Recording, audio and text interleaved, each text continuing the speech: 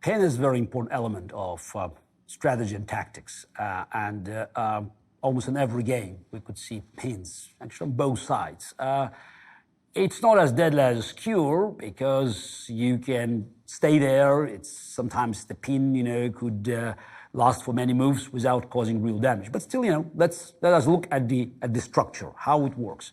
That's the simple form. We have bishop on big diagonal on b2, knight on f6, and put a black queen hiding behind this knight. So it's a pin.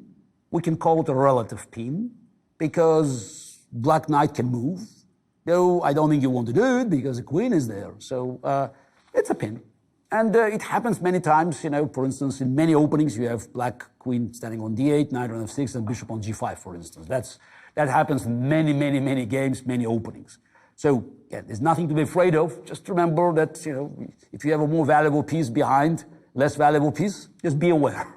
It could be just another form of pin that has more decisive effect. It's a kind of a relative pin, so is a position that I can put in. So now black rook is on c5 is pinned by white rook on g5. And of course, black rook can take white rook, but then the pawn will be promoted. So that's an important tool, important tactical element. Sometimes in the end games or even in the middle games, you use this form of pin to advance either your pawn or just to get something by deflecting opponent's piece from doing something important, like in this case, preventing our pawn from promotion. But there are also something which we call absolute pins. For instance, absolute because in this case, rook is pinned and it cannot move legally because the king is behind it. So that's why this rook is paralyzed. This pin definitely is more dangerous because it's not only limits the potential of your pieces, but also it may cause other serious problems because by using the pin, your opponent can create threats in the surrounding areas.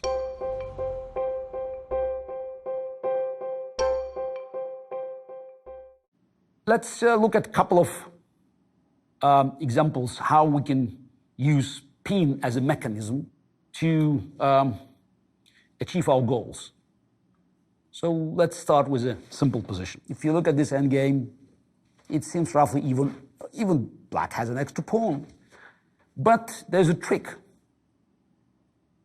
that white can use based on the pin concept. And also on the fact that our pawn, if we play white, so our pawn h6 is advanced. That's why if we can force the exchange of rooks after rook g8 check, king c7, rook g7, then after exchange, our pawn will advance. So black has to defend this rook. So it can go knight g5. But then we bring our bishop. We continue this attack. We are trying to force this exchange. And you see the pin. Legally, black rook cannot leave the 7th rank. So it goes on d7. It desperately tries to stay its course. But we continue the attack. We're still pushing this rook. It goes back on f7, hoping desperately for repetition of the moves, but now we attack it from e8. We attack it from there, and it seems that black has nothing else but to take our rook, and then our pawn will advance to promotion and will win the game. Just, for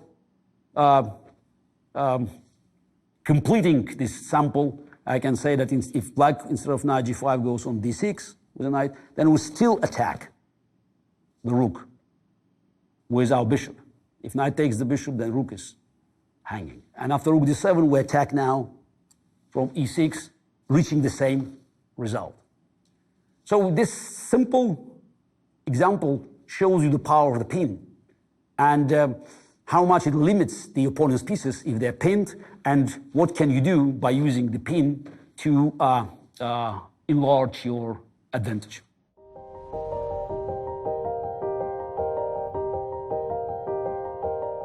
I also once benefited from using the pin, and that was quite a rare game at the top level.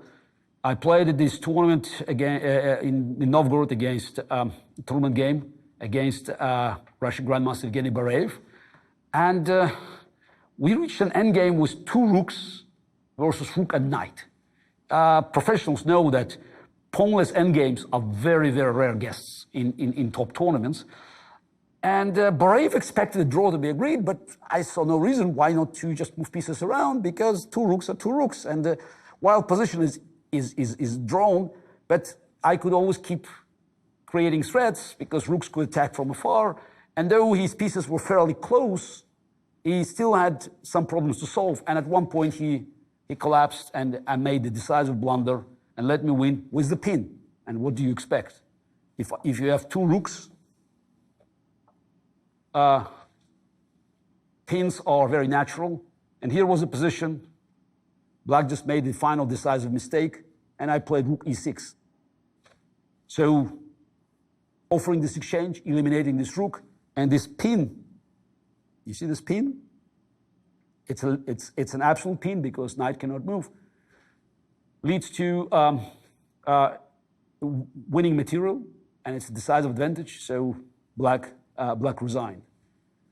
So pin in the endgame is far more dangerous tool than in the openings, because you have very few pieces, if any, to defend the piece that is pinned.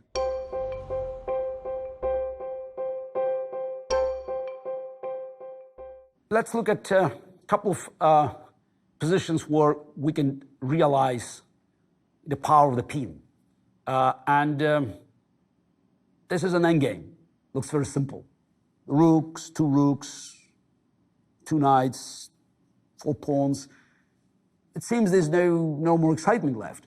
But for a moment, black created this potential problem by having rook and knight at the same line. But if white simply tries to pin with rook f3, then king defends the knight, and we have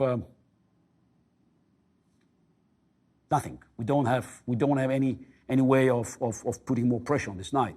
So that's why all we need is just to make an intermediate check, rook e2. We're attacking the king, and if king runs on d4, then we do a fork. Remember? Fork. Double attack, king and rook, winning the material. And if king goes on f5, then we'll go rook e3, and then we'll win because of the pin. Black has no way but that sacrificing an exchange and having a totally lost endgame. So it's important. Just another important thing, intermediate move. Often happens. You can easily miss it because you look at moves like rook f3 to create immediate threat, but actually rook e2 wins because it destroys black's coordination, so pushes the king. So that's also quite useful example. Very few pieces left, but I think it's quite instructional.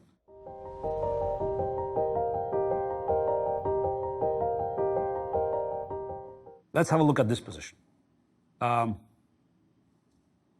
White has material advantage. It has, you may say, extra piece, because queen is roughly equal to 2 rooks, but white has an extra bishop. But the problem is that this bishop is pinned, and it's an absolute pin because there's a king there, and black is preparing to go rook c1 just to have a second rook attacking this bishop. And by the way, there will be another attack with from there. But no matter what, if black rook shows on c1, it's an exchange on f1, black recovers the piece, and it's at best for white will be draw. Technically, white can go c6 by trying to bring for instance, bishop 6, bishop e3, trying to bring bishop back to protect c1 square, but then black can go rook b4, and then rook shows on b1, and it's with the same effect. So there's no way white can win. So what we can do? So is any way we can eliminate this pin and to sort of shoot back, to use the fact that we have a queen, we have a couple of bishops. And the trick is that if you look at this diagonal, so you find out that king is open. So that's why if this bishop can become free from this deadly pin, absolute pin, it could cause a lot of damage. And by just making this calculation in your mind, you can find a move. Fantastic move, queen a2. So we are sacrificing the queen, but it's not a sacrifice, because if black takes, now our bishop becomes, crazy elephant, just it takes one rook, and then after the king moves, it takes another rook. So it destroys everything. So let's have a look again. Queen a2.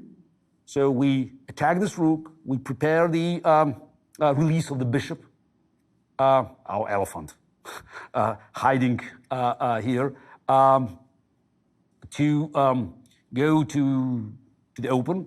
And also we pin this rook. So we prevent rook c1. So it's an amazing concept that in one move you can have 3 different elements that are eventually helping you to win the game. I have to apologize for shifting to my Russian vocabulary, because in Russian, bishop is called elephant slon.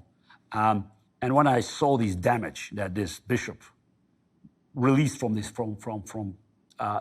this deadly pin caused for black's position by winning 2 rooks, so I couldn't help but thinking that it was a raging elephant.